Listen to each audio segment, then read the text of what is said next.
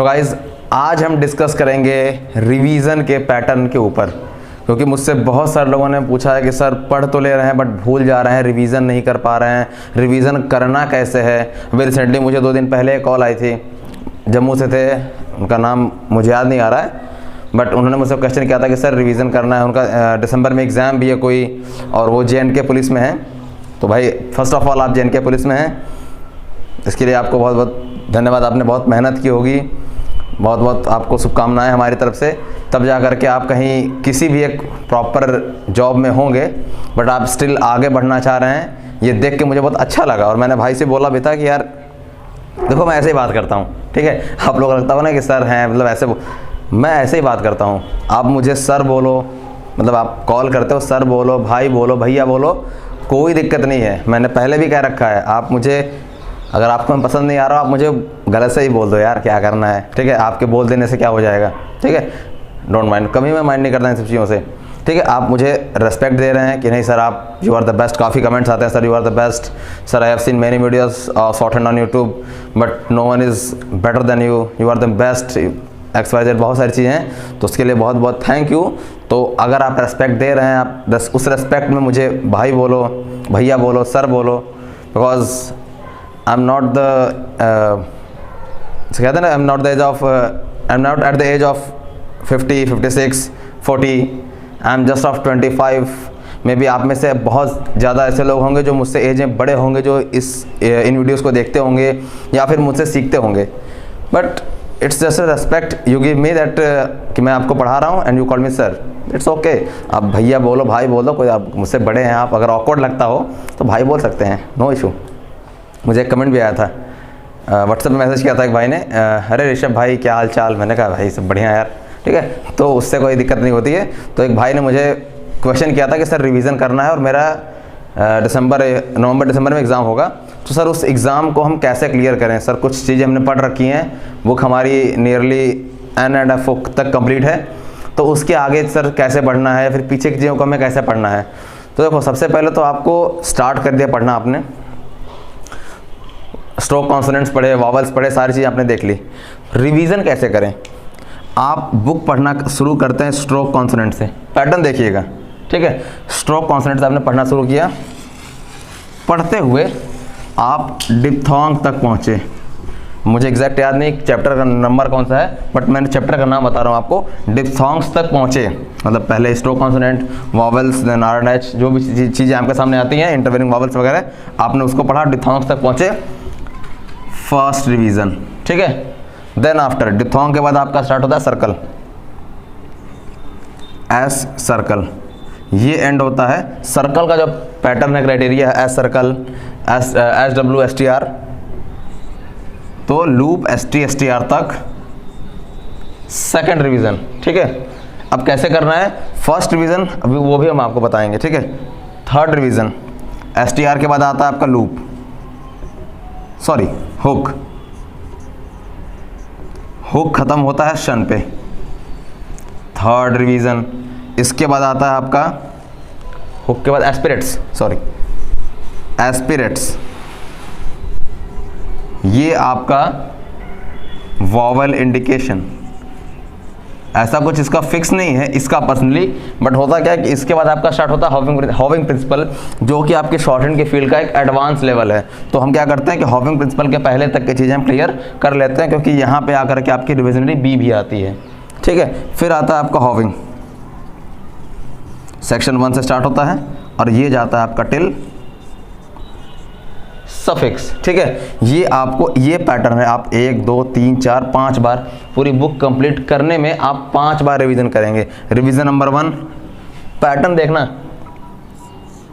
Revision number 1, number 2 ये नहीं, ये गलत है, रिवीजन नंबर 2,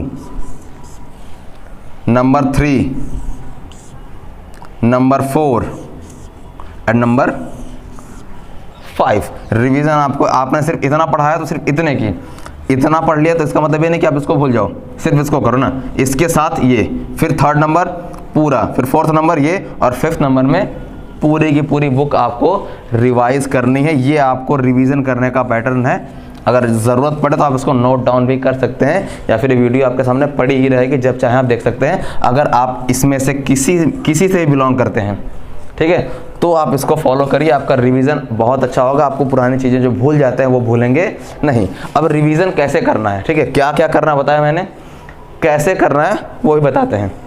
बट उससे पहले मैंने बोला जो इस पैटर्न में है, अभी जो इस रास्ते में है, अगर अगला टॉपिक आपका क्वेश्चन आएगा सर हम इससे निकल चुके हैं तो क्या करें, तो भी आप ये करें, ये बहुत ज़रूरी है, ठीक है। जितने भी आपके मैगजीन्स आते हैं, ठीक है, उन मैगजीन्स में इन चैप्टर के वर्ड भले ही ना आए, लेकिन जो उन मैगजीन में वर्ड आएंगे वो इन्हीं चैप्टर के रूल्स से ही बनते हैं, कुछ नया नहीं आता है उसमें, रूल्स वही रहते हैं, रूल आप चेंज नहीं कर सकते हैं, ठीक है। आप एडवांस में चले गए हैं, मैं आपको एक एग्जांपल देता हूँ, ठीक है।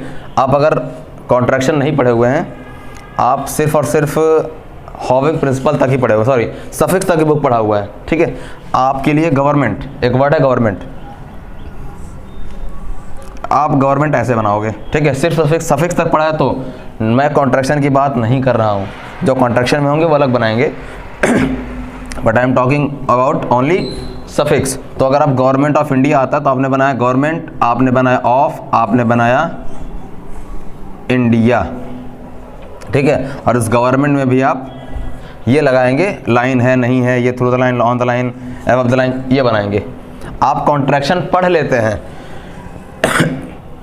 तब आपके लिए गवर्नमेंट होती है ये GVN, ये हो गई आपकी गवर्नमेंट। अगर आपने कॉन्ट्रैक्शन पढ़ लिया तो सॉरी, हाँ ये ठीक है, ये मेंट, ठीक है। अगर आपने पढ़ लिया तो आप इसको, इस हुक को जो है हटा देते हैं।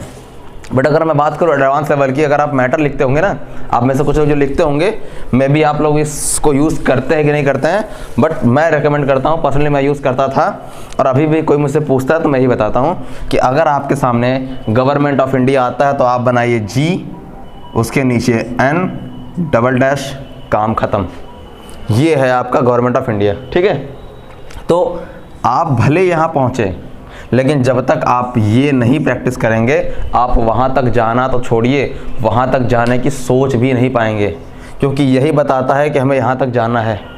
जब तक आप छत की पहली सीढ़ी नहीं चढ़ेंगे, आप आखिरी सीढ़ी तक नहीं पहुँच सकते हैं, और अगर पहुँचेंगे, ठीक है, आई एग्री, हो सकता है आप में से कुछ कहें सर हम तो पहुँच जाते हैं, कोई दिक्कत नहीं है।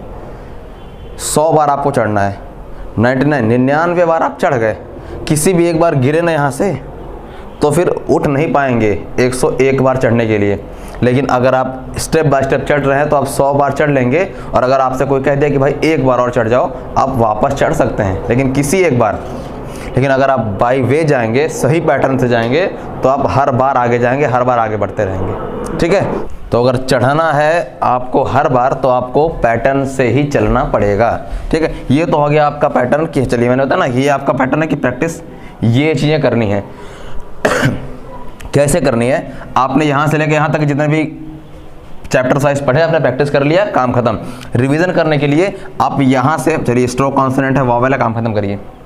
जहाँ से आपके वर्ड्स स्टार्ट होते हैं ना, जहाँ से भी, वहाँ से आप वर्ड्स लिखना शुरू करो, बुक में देख करके, ठीक है। बुक में आपके बुक में 4 एक्सरसाइज होते हैं, ठीक है। 2 एक्सरसाइज होती है वर्ड्स की और 2 होती है आपकी समरी, ठीक है। इग्नोर करो समरी को, ठीक। अब बचे 2 में से एक जगह पे आपकी इंग्लिश लिखी हुई होती है और एक जगह पे आपकी शॉर्ट हैंड लिखी हुई होती है। तो जहाँ पे इंग्लिश लिखा हुआ है वहाँ पे इंग्लिश को देख करके इंग्लिश लिखनी है आपको, कॉपी पेस्ट। और जहाँ पे शॉर्ट हैंड लिखा हुआ है, शॉर्ट हैंड नहीं देखनी है, इसकी आंसर की बुक के लास्ट सेक्शन में इसकी आंसर की दी हुई होगी, उस आंसर की में शॉर्ट हैंड की इंग्लिश दी हुई होगी, उस इंग्लिश को फिर से यहाँ से देखना है इंग्लिश, और उस इंग्लिश को कॉपी में लिखना है, दैट्स इट। अब पूरी इंग्लिश आपने यहाँ से यहाँ तक जितनी इंग्लिश थी सब लिख दी, ये आपकी कॉपी है, ठीक है। मतलब एक पेज है, पेज को 2 पार्ट में डिवाइड कर दो, ये लिखा इंग्लिश छोड़ दिया, ये लिखा इंग्लिश छोड़ दिया। अब इंग्लिश पूरी लिख ली, बुक बंद, शॉर्ट हैंड बनाओ, बना लिया, बुक उठाओ, चेक करो इसको, जितनी मिस्टेक्स निकलती हैं बाहर, उन सारे मिस्टेक्स को, जितनी मिस्टेक्स निकलती हैं उन मिस्टेक्स को फिर से आप लिखो अगले पेज पे आगे, ठीक। यहाँ इंग्लिश, यहाँ शॉर्ट हैंड, यहाँ इंग्लिश और शॉर्ट हैंड, ठीक है। अब इसके बाद जो मिस्टेक निकल जाती है 2, 4, 5, 10, 20, 50 जितने निकलते हों, ठीक है, उसके बाद ये जो मिस्टेक्स आपकी निकलती है, ये मिस्टेक्स आपकी प्रॉपर मिस्टेक्स हैं, इसको आपको दोबारा पढ़ना पड़ेगा। तो इस मिस्टेक के लिए आपको क्या करना है कि ये मिस्टेक, ये जो वर्ड्स वाले मिस्टेक है, ये वर्ड जिस भी रूल से बने होंगे, क्योंकि देखो वर्ड बने तो with the help of rule ही बनेंगे, तो जिस भी रूल की हेल्प से ये वर्ड्स बने होंगे, आपको उन वर्ड्स की प्रैक्टिस करनी होगी, सॉरी उन रूल्स की प्रैक्टिस करनी होगी, उन रूल्स को दोबारा पढ़ना होगा, तब जाके ये मिस्टेक्स आपकी ख़त्म हो जाएंगी। यहाँ जो सही था वो सही था, बचा सही आपने यहाँ कर लिया, जो गलती थी इसको आपने दोबारा पढ़ लिया, इसको सही कर दिया, तो आप तीनों जगह सही हो गए। सेम यही पैटर्न लास्ट तक चलाना है, और जब आपकी बुक ख़त्म हो जाती है तब जा कर के आपको पूरे के पूरे बुक की प्रैक्टिस कर लेनी है। एक बार अगर आपको लगता है कि एक बार मेरे पास टाइम है, मैं और कर सकता हूँ, तो आप 1 आध महीने के बाद जब आप कॉन्ट्रैक्शन पढ़ ले, ख़त्म कर ले, सफिक्स का कॉन्ट्रैक्शन आती है, कॉन्ट्रैक्शन ख़त्म कर लिया, एडवांस भी ख़त्म कर दिया, अब आपको लगता है कि हाँ आप मैगज़ीन पे उतरेंगे। सफिक्स ख़त्म करने के बाद कभी भी मैगज़ीन पे नहीं उतरते हैं।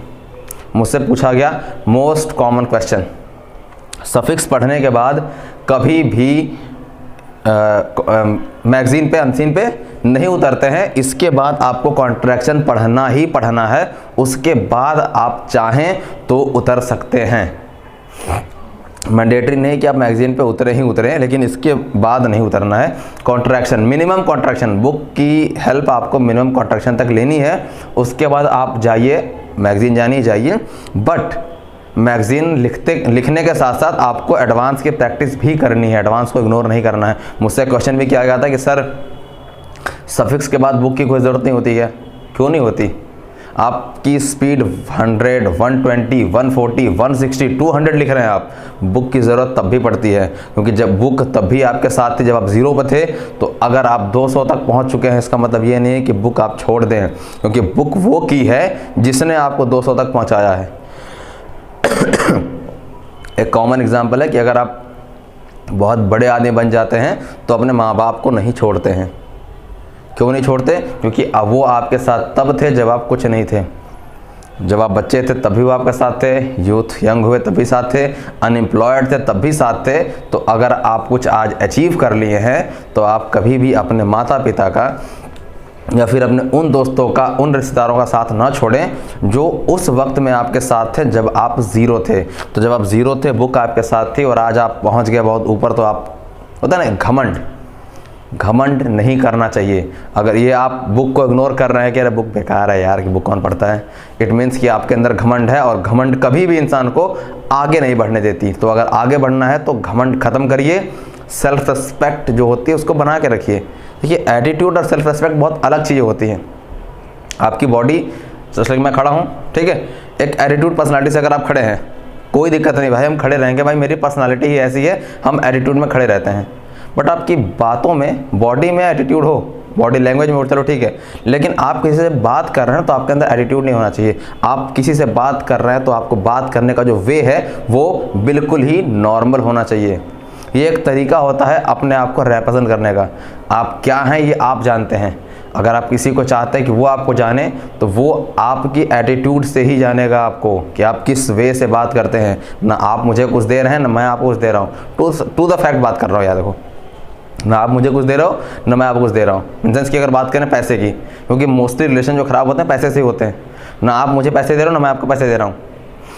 आप मुझसे जिस वे से, आप इन सेंस कि मैं किसी सेकंड पर्सन की बात कर रहा हूँ, ठीक है, कि अगर मेरा कोई फ्रेंड ही है तो वो मुझसे जिस वे से बात करेगा, या फिर कोई रैंडम पर्सन मिलता है, जैसे लाइक मैं फिटनेस ट्रेनर हूँ, तो अगर जिम में कोई क्लाइंट आता है तो वो मुझसे जिस पैटर्न से बात करेगा मैं उससे उसी पैटर्न से बात करूँगा।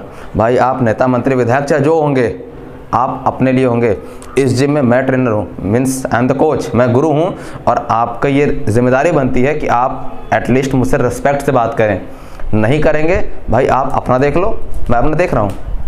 तो ये सारी चीज़ें आपको अपनानी पड़ेगी कि आपके अंदर जो एटीट्यूड है, ईगो है, साइड कर दो उसको, सेल्फ रिस्पेक्ट में जियो, ठीक है। तो बुक को हटाना मीन्स आप एटीट्यूड शो कर रहे हैं कि भाई मुझे बहुत ज़्यादा आ गया, कुछ नहीं आता, नथिंग, ज़ीरो।